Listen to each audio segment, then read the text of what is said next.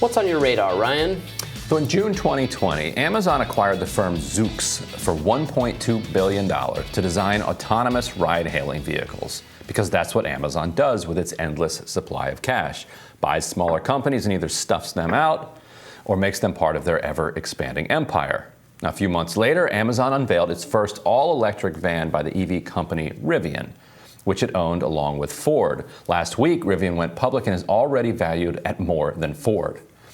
Big tech is coming for the auto industry, and if they successfully colonize it, they'll control your home, your vehicle, your online life, and the way you shop. That might be fine for a little while, but once it sets in, you'll be looking at 1 or 2 or 3 or 4 companies with essentially full control over major components of your life and no incentive to do anything other than extract every penny from you that they can and work you till your last breath. Don't like it? Well, go buy a car from a different company. Oh, all the companies own each other? Well, then start your own company, except, of course, you'll be crushed or bought out before you can remotely get off the ground. The monopolies will have little incentive to prioritize safety or further innovation, and they'll be sitting on so much money, they'll be able to buy off enough politicians to stave off government intervention and buy enough PR and newspapers to weather any scandal. The direction we're headed is clear. Apple has been semi-secretly building an Apple car, and in 2019, they gobbled up AV company Drive AI. Google, now called Alphabet, is spending huge amounts of money to get into the industry through its company Waymo, and its operating system is already in a ton of vehicles. Facebook, too, is expected to enter the fray. Meta plans to get involved. Bloomberg this summer sketched out how this isn't just about selling another product, writing, "What's at stake, essentially, is something even more valuable than profitability, the last unclaimed corner of consumers' attention during their waking hours. They want to pummel you with ads and harvest your data while you drive or while you get driven around." Do we want this? There are antitrust laws on the books in this country, which were enacted by an American people who wanted to put a check on corporate power, who wanted to preserve some sense of autonomy, freedom, and privacy. We can deploy those laws as a people if we want to check this big tech creep before it's too late. Meanwhile, the government itself is enjoying access to all this new data. In May, Sam Biddle reported at The Intercept that Customs and Border Protection purchased technology that vacuums up reams of personal information stored inside cars, illustrating the serious risks in connecting your vehicle and your smartphone. The contract shows that CBP paid for, quote, vehicle forensics kits that would be, quote, critical in CBP investigations as it can provide evidence regarding the vehicle's use, but also information obtained through mobile devices paired with the infotainment system. The company's owner explained that if people ride in a rental car and charge their phone, they're able to then extract the data from that phone. As ride-hailing becomes a dominant way of traveling, those companies could also easily have access to the data of every rider who charges their phone in a car. Now, I don't know exactly what the answers to these questions are. Certainly, the technology is coming, and it's getting more powerful and pervasive. But we need to at least start asking these questions. Do we want just 3 or 4 companies controlling all of this after they control so much of everything else? And what limits do we need to put on what kind of access to data the government has? How about the Fourth Amendment? Does that even apply here? It certainly should. What people need to understand is that we can still make choices. If we don't want Amazon to own absolutely everything, antitrust law can still be enforced to say no. You can't jump into the auto market too. You have to spin that off. But we better think fast because we might not have that choice for very much longer. So, Robbie, what's your read on big tech basically saying, you know what? We don't completely control you when you're in your car. You got your phone with you when you're in the car, but we don't have the car yet. We need that too. I don't know. I think I might like to do something while I'm in the car other than drive. Maybe like this is a beneficial thing. Absolutely, as a consumer, I think it's like if you go back to Standard Oil, right? Like that, owned all the trains, owned vertical and horizontal monopoly. People weren't saying let's not have a fossil fuel-based economy. Now it turns out they should have been.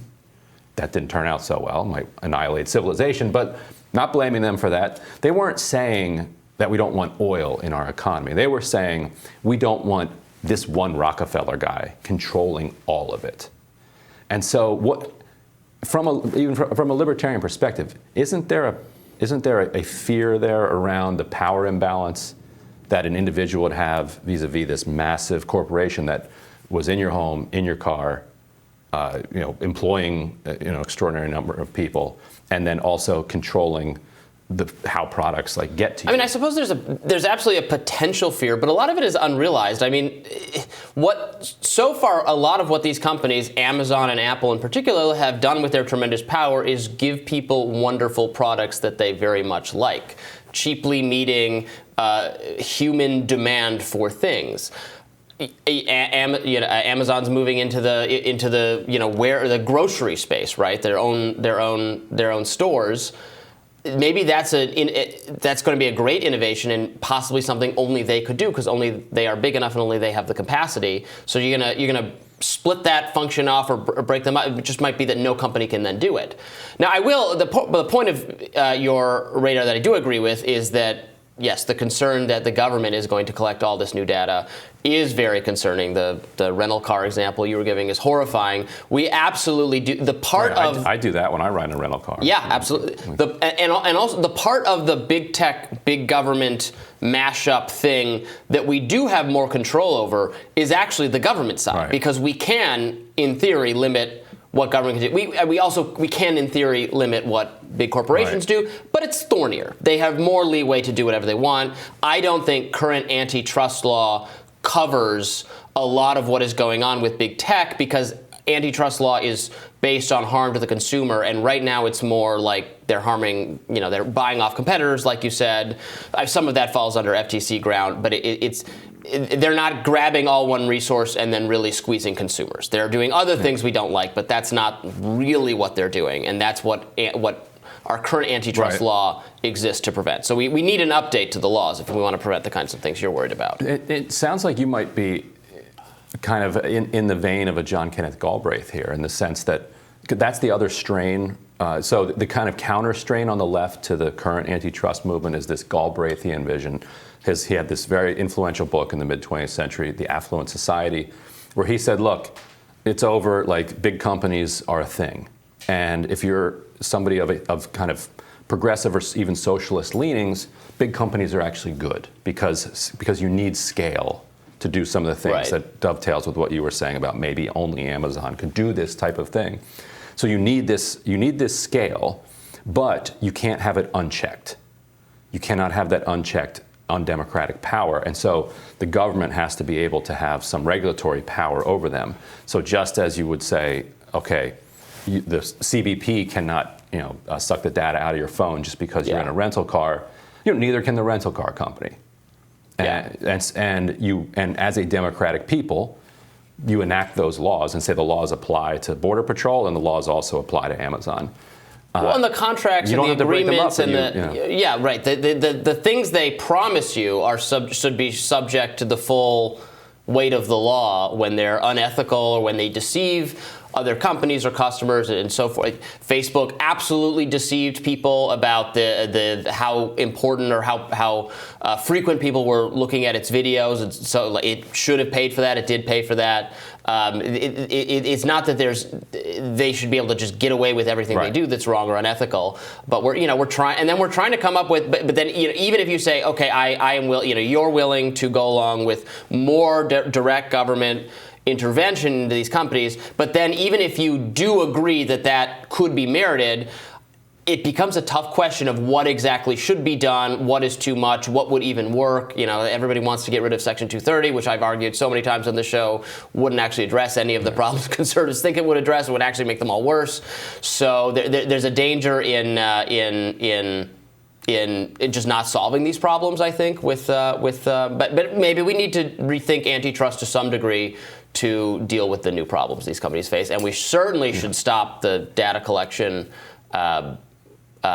but the government is doing. Right. And Congress should be holding hearings like exploring this kind of thing. Like, what is going on? Mm-hmm. We don't exactly know. Like, and we don't know what the future is going to look like.